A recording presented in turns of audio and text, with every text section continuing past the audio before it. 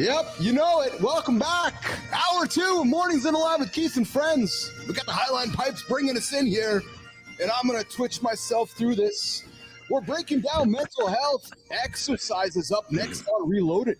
Yeah, we had a great chat with AJ Zegler yesterday on Mind Fuel. Yesterday was Mental Health Day. Today's Mental Health Day on the loop forever, but we got some hacks.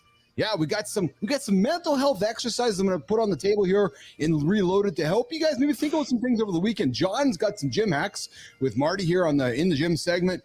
We got the Creative Spotlight coming up at the bottom of the hour, and hey, business and branding. Me, this guy right here.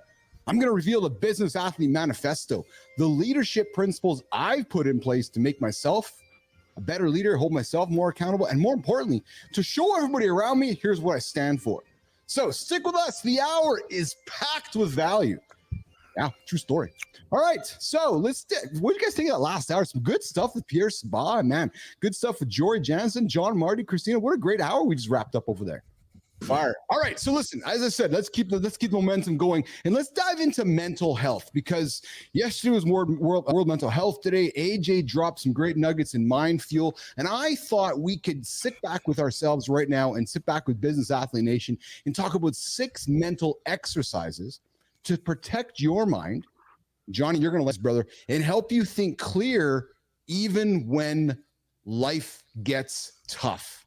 All right, so first of all, Anderson, I'm looking at you and I'm waiting for a nugget. First up, the power of perspective. When you're feeling stressed or overwhelmed, you got to take a step back and view your situation as if you were an outsider. Johnny, what advice are you giving to somebody right now? They're waking up and they're struggling to start their day. They're thinking, I got some anxiety. What are you offering that human being right now, Johnny Anderson? The first thing you got to understand is your brain that's giving you that anxiety, it doesn't have the capability to feel that anxiety and any level of gratitude at the same time. So you literally have the ability to stop that anxiety. Whatever you got to do, sit in a chair. I mean, hell, I do it when I'm taking a piss early in the morning. When I feel that anxiety, I quickly remind myself how lucky I am for the shit in my life. Now, granted, life can be really tough and you can find plenty of shit to be grateful for, even if it's a warm cup of coffee. So here's the tip here when we're talking about how to change this. If you feel the anxiety, you are in control. You just have to be self-aware enough to recognize that anxiety is there and you have the power to stop it. Think of something positive, think of something you're grateful for, and bam, just like a fart in the wind, that anxiety will disappear. Oh, I like that. Marty, the gratitude shift. Let's talk about taking a moment each day to identify 3 positive things you're grateful for, rewiring your brain to focus on the positives.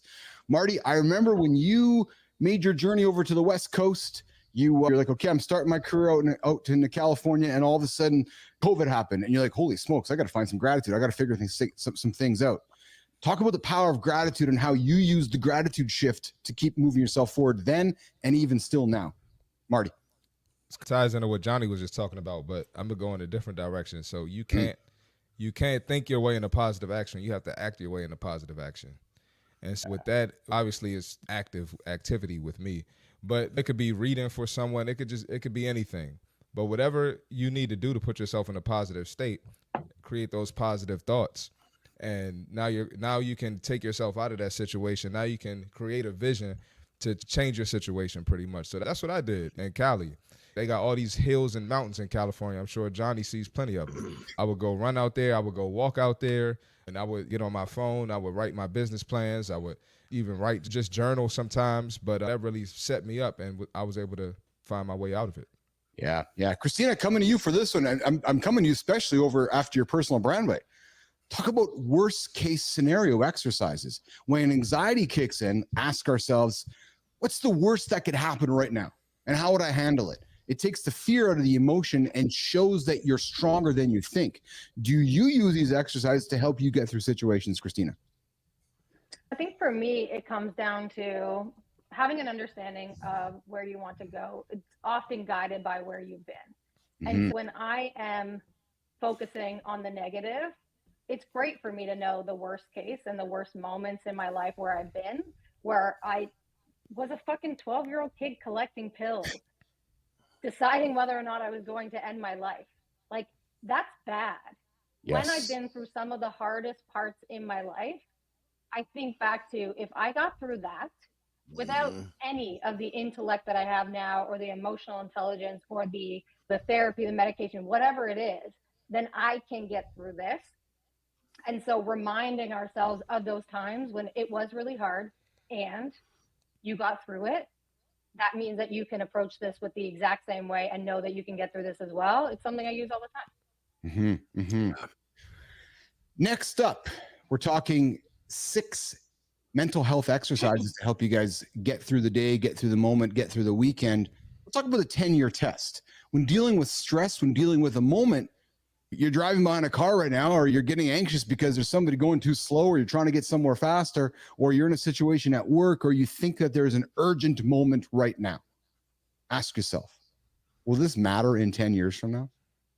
And it's a great way to, I think, keep focus on the big picture and not sweat the small stuff. John Anderson, you dropped something a couple of days ago about when you get into traffic with somebody and somebody might frustrate you, you make a decision going, I can either react or I can respond. Johnny. Yeah, you can react or you can respond when it comes down. And I love the whole 10-year thing. I've actually taken that and I've shaved that down, because 10 years to me seemed like, God, that's an awful long. It's hard for me to really get in that space. But 5 years, I can find myself there a little easier. And just about everything that's got you all bent out of shape is not going to matter in 5 years. And the craziest part is most of the shit that's got you bent out of shape is never even going to come to reality. It's only living in your mind. Yes. When in going to what you're saying, Keith, about respond or react, we have a massive ability to keep ourselves in a good frame of mind, a positive frame of mind, if we don't react to the dumb shit that happens around us.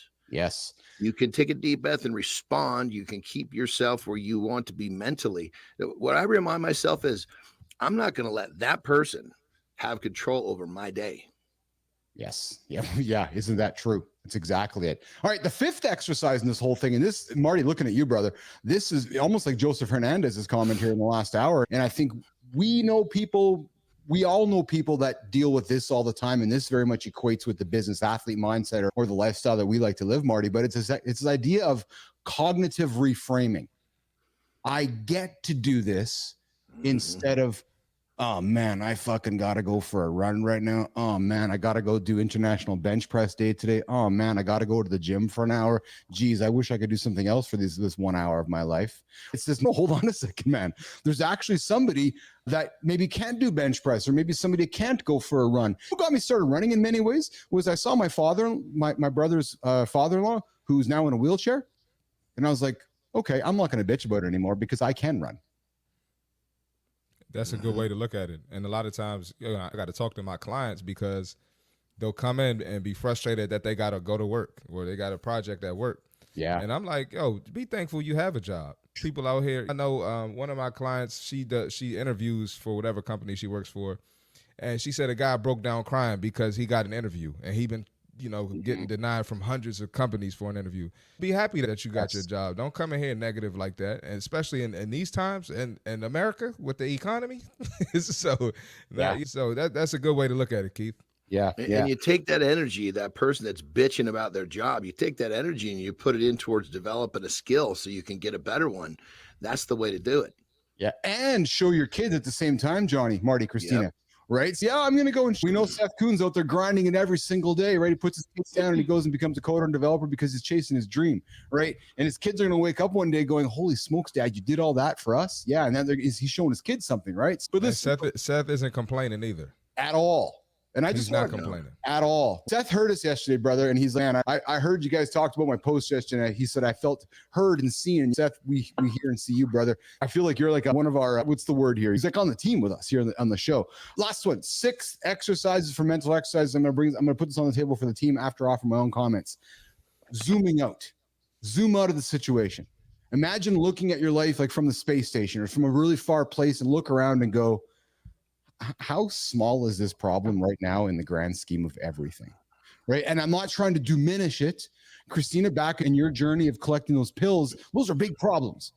We're not trying to diminish that. But now as an older woman, you look back and go, okay, there was more going on there. So what I'm suggesting is zooming out from the situation and trying to have that awareness, as AJ talked about yesterday, and then try to create that intention to zoom out and ask yourself how difficult the situation is right now to gain perspective and reduce emotional intensity. Christina Flynn.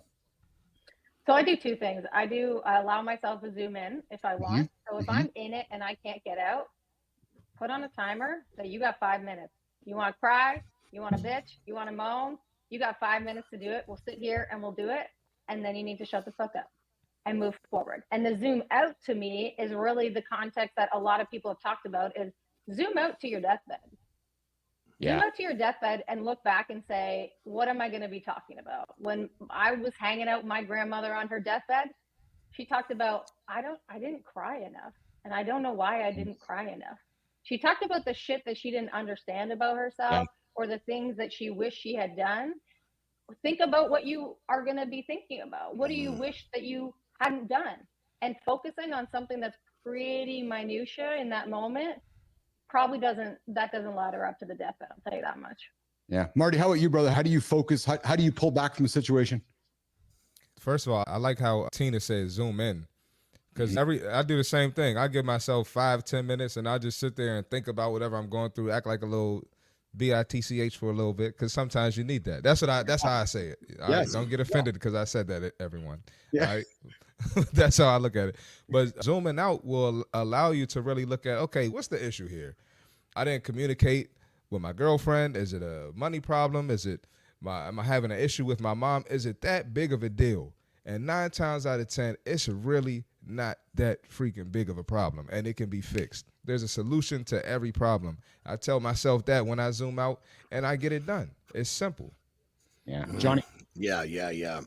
So I think the thing that's missed in general, and even a little bit in this conversation, is that nasty shit that lands in our lap. There's a silver lining to it. So I've got my brain literally. I'll get caught in that little toggle. Christina said 5 minutes. If I make it 90 minutes being bent out of shape, I'm telling myself, man, you really fucking missed the boat. Now, I'm not saying I don't feel what's going on, but I'm saying, okay, this is going to have something it's an opportunity somewhere. There's something that's going to help me be a better man. So I immediately start to look at the situation to find the good inside the bad. All right. So here we go. The key takeaway I'm going to tell you guys, or I'm going to suggest, Nation, is that I'm going to suggest making mental exercises a habit. Create some awareness, create some attention, right? Over time, the goal would be is that you're going to reduce anxiety and give you some clarity when you need it most, right? So I hope you guys enjoyed the last segment here of Reloaded, 6 mental exercises, quickly reviewing them here to give you guys, again, something to get you going through your day here. But think about the power of perspective. Think about the power of gratitude.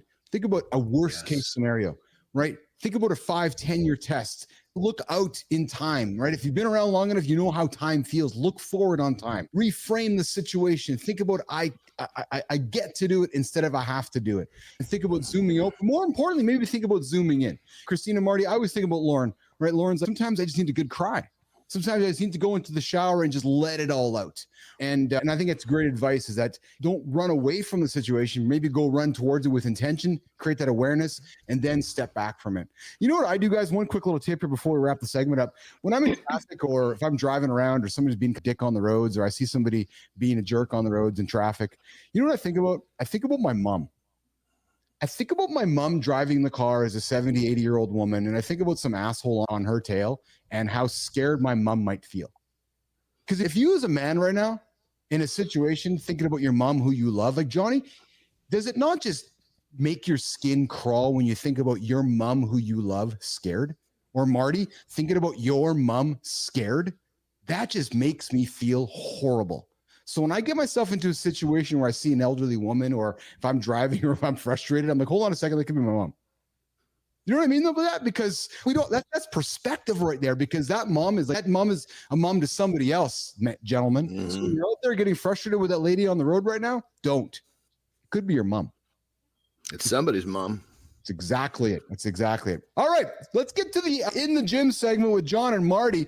We are going to get physical. Johnny has been in the gym for how many decades, Marty? Not one. not 2, not 3, 4 decades. Johnny Anderson's been lifting weight, putting heavy things down, picking them up, putting heavy things down. So I thought what we could do today, I'm thinking that the guy, Christina, has learned a couple of things in his life. He might have learned something over there. And I'm thinking that Business Athlete Nation, who I know likes this segment, because I get comments, I see the comments on YouTube, I see the views on YouTube. Yeah, we like when John and Marty get in the gym and chat.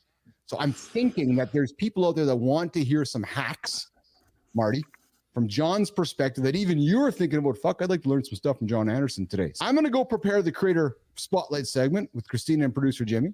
And you guys get in the gym and let's learn some hacks. And we'll come back in about 10 minutes to continue with Community Corner, Creator Spotlight, Business and Branding, and walk John and Marty out of the gym. All right, guys, you guys are up. Jimmy, get me out of here.